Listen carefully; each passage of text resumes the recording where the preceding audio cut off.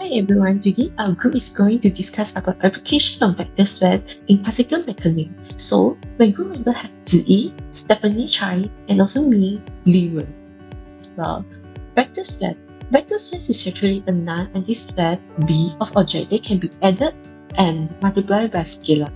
So, according to the ancients, we have 10 basic ancients, so I will discuss the most important. And the first one, the sum of U has been indicated by U has V is in the set of B. The fourth one, there is a zero vector in the set B such that U has 0 equal to U. Next, for each vector, there is a vector negative U in the set B such that U has negative U equal to 0. Number 6. For any scalar that is in the real numbers and U is in the set of B, C times U is in the set of B. The last one times U equal to U.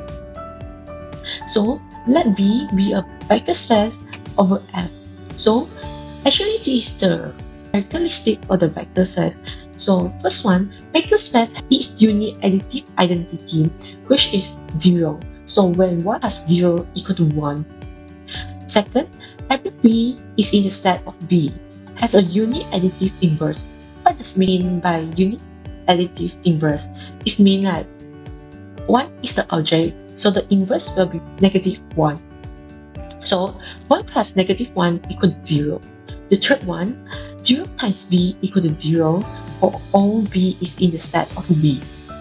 Number 4, A times 0 equal to 0 for every A is in the field of F. And the last one, negative 1 times C equal to negative V for every V is in the set of B. So, there is some example in the vector space is real number, Euclidean space, polynomial, and also metric. Hi, I'm Zi, and I would like to explain the history of vector spaces in order to provide a better understanding for this topic. The history of vector spaces can be classified into 3 parts, which are the early stage including the geometric origins, presence of vectors, and lastly, the modification of vector spaces. First of all, the root of vector spaces can be traced back to geometry, which was being discovered 300 before Common Era in ancient Greece. The work of Euclid, which was focusing on the foundation for understanding points, lines, and planes, are central to the concept of vectors. In the 17th century, René Descartes introduced Cartesian coordinates, linking geometry and algebra. This allowed geometric objects to be described algebraically, forming a base for vector spaces. When it comes to the presence of vectors, during the late 17th to 18th century, Isaac Newton discovered calculus, including the study of quantities with both magnitude and direction. For example, forces and velocities, which would later be formalized as vectors. Besides that, Hamilton introduced the concept of quaternions, a 4-dimensional extension of complex numbers. As a result, this indirectly contributed to the development of vectors by formalizing operations on directed quantities. At the same time, Grassmann came out with the idea of a linear system, where elements could be added or multiplied by scalars. This is among the first formal approaches to vector spaces. Lastly, the modification of vector spaces was done by Cayley, which contributed to the theory of matrices, an important tool in the study of linear transformation in vector spaces. In addition, Peano formalized the concept of vector spaces by introducing the axiomatic approach, defining vectors as elements of a set where addition and scalar multiplication satisfy specific properties. Besides that, one of the applications of vector spaces in classical mechanics is work and energy. The definition of work done can be expressed as the transfer of energy when a force acts on an object along a displacement. In general form, work equals to the force multiplied by the displacement and the cosine of the angle theta between the force and the displacement, which is the general formula being used nowadays.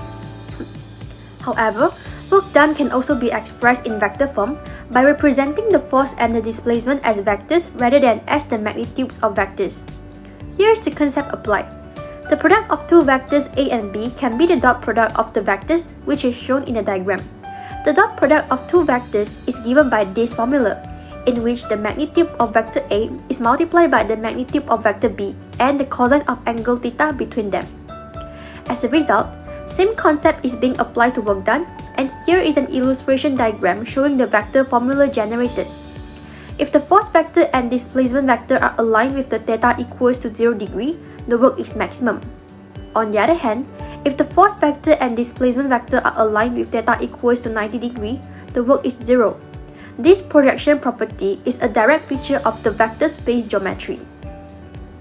Moreover, kinetic energy, which is related to the work energy theorem, is dependent on the velocity vector. I would also like to bring out a point.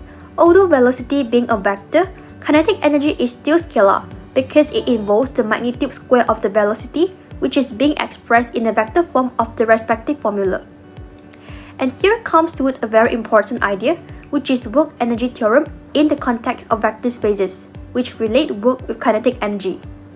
Work energy theorem states that the net work done is equal to the change of kinetic energy. Dot product maps two vectors into a scalar.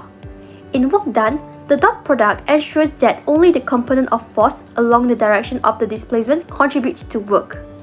By Newton's second law of motion, the change in kinetic energy arises from the integral of the dot product of force and displacement vectors over the path, which eventually link work done to kinetic energy and is extremely useful when solving the real-world scenario. Here is a sample question involving work done in 4D space. At first, the unit vectors are being transformed into column vectors. We compute the dot product by using the transpose of force vector. Lastly, metric multiplication is being applied and the work done obtained is negative 46 joule. A conclusion can be made in which the metric-based vector space methods are extremely useful in solving multi-dimensional work and energy problems. Next, it is one of the most fundamental concepts in physics, which is force and motion. Vectors not only give us the magnitude of quantity, like force or velocity, but also its direction, which is important in physics.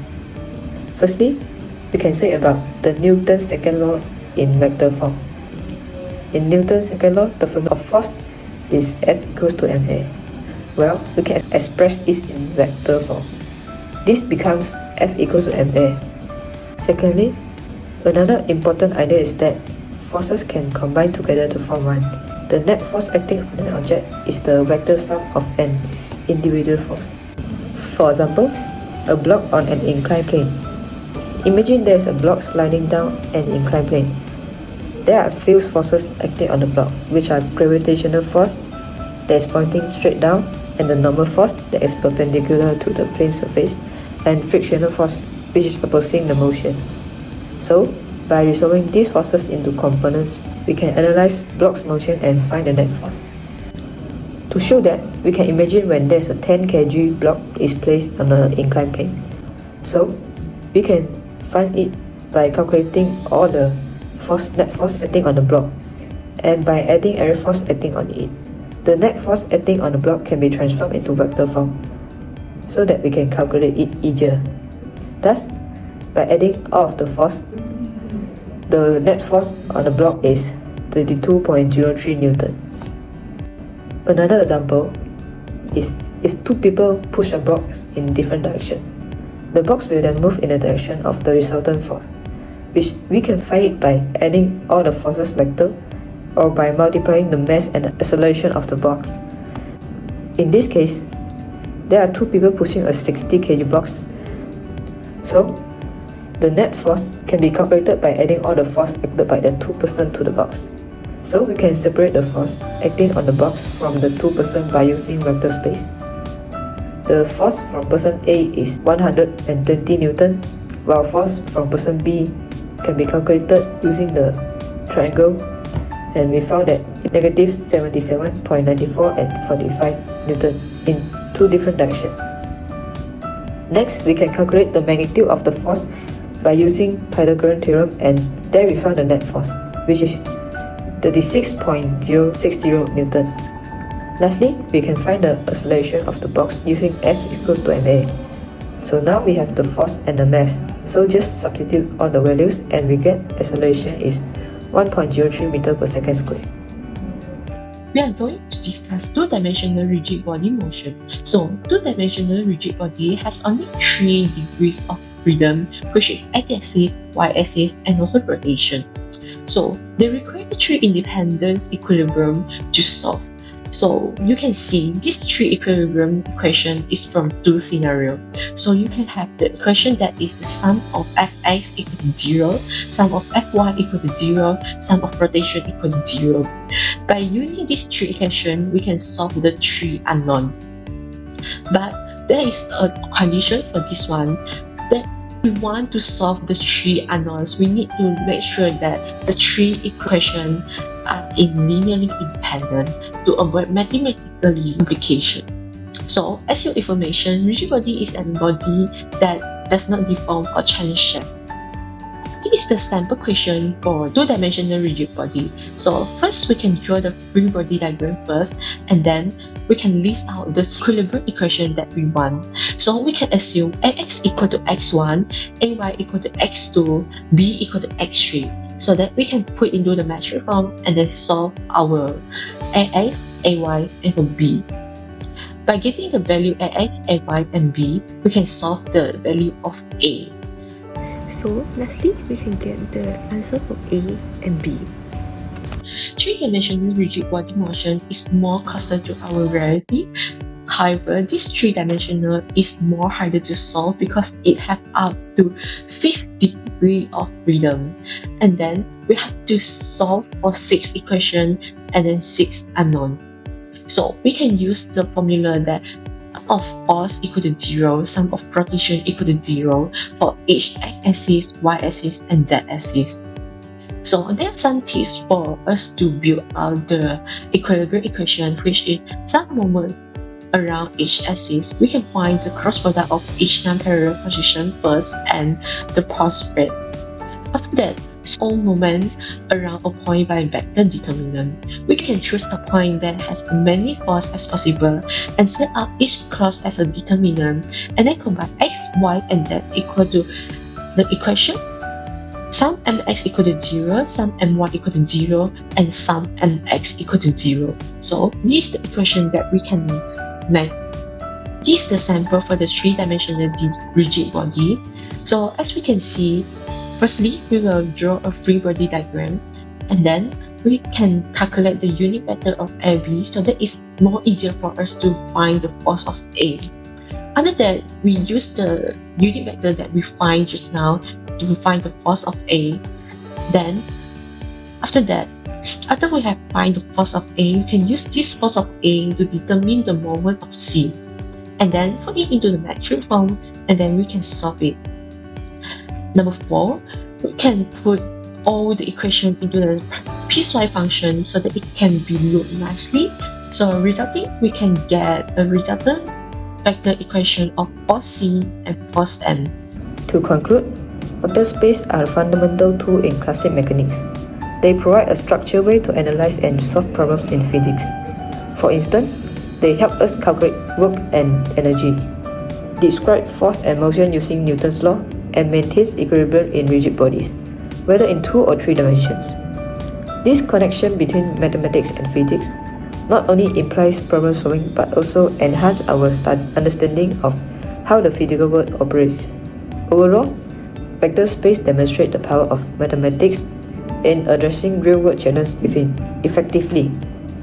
So, why are we using vectors? Without vectors, we couldn't accurately predict motion in multiple dimensions.